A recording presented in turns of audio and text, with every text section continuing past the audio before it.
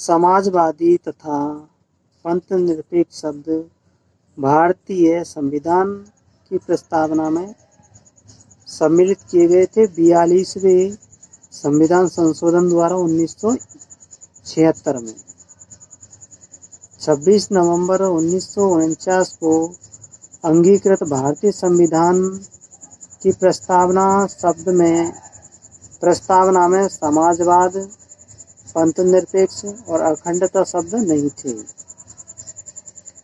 भारतीय संविधान की प्रस्तावना में जिन आदर्शों एवं उद्देश्यों की रूपरेखा दी गई है, उनकी व्याख्या मूल अधिकार, राज्य के नीति निर्देशक सिद्धांत एवं मौलिक कर्तव्यों के अध्याय में की गई है।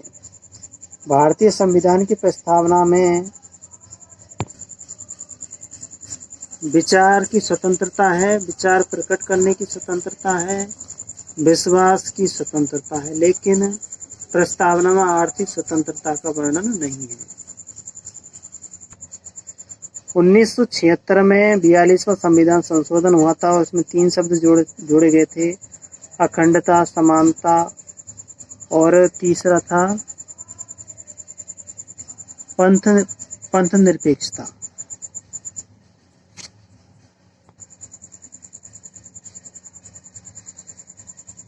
बम्बई बनाम यूनियन ऑफ इंडिया बाद में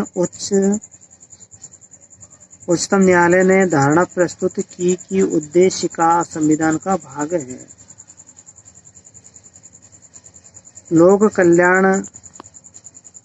कल्याण शब्द भारत के संविधान की उद्देशिका में नहीं है। भारतीय संविधान की उद्देशिका में समाजवादी, प्रभुत्व संपन्न और पंथ निरपेक्ष है। भारतीय गणतंत्र की 26 जनवरी 1950 को सही संवैधानिक वस्तुस्थिति संपूर्ण प्रभुत्व संपन्न लोकतंत्रात्मक और गणराज्य थी जब संविधान लागू किया गया था।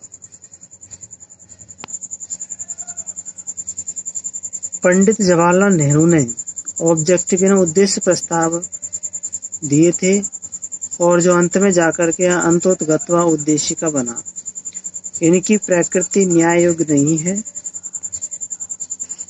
और संविधान के विशिष्ट प्रावधानों को यह रद्द नहीं कर सकता। भारत में लौकिक सार्वभौमिकता है क्योंकि भारतीय संविधान की प्रस्तावना का आरंभ हम भारत के लोग शब्द से होती है।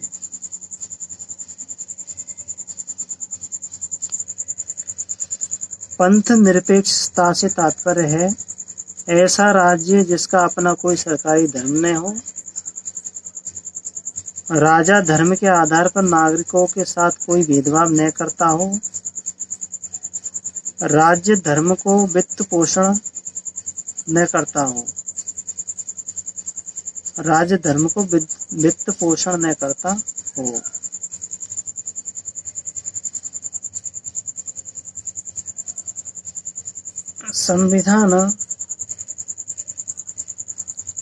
संविधान में धर्म के संबंध में पंथ निरपेक्ष शब्द का उल्लेख है। धर्म निरपेक्षता का यूरोपीय मॉडल धर्म को राजनीति से अलग करता है। संविधान के भाग 3 में वर्णित मूल अधिकारों के अंतर्गत धार्मिक स्वतंत्रता के अधिकार का उल्लेख संविधान के अनुच्छेद 25 से 28 में मिलता है। पूर्वी सोवियत रूस के निवासी धर्म को एक अफीम मानते हैं। पंडित जवाहरलाल नेहरू एक विचारक थे और उनका मानना था कि धर्म से तात्पर्य सर्वधर्म समभाव है। डॉक्टर राधाकृष्ण ने कहा कि पंथ निरपेक्ष होने का तात्पर्य अधर्मी होना नहीं होता अथवा संकुचित धार्मिकता पर चलना नहीं होता, वरन उसका तात्पर्य है पूर्णतः आध्यात्मिक होना होता है। समाज में आर्थिक असमानता का प्रमुख कारण है अवसरों की असमानता। अवसरों की असमानता के पीछे प्रमुख कारण है पूर्वाग्रह, रूढ़िवादिता और भेदभाव। सामाजिक परिवर्तन लाने की जिम्मेदारी व्यक्ति की है, समाज की है और सरकार की है।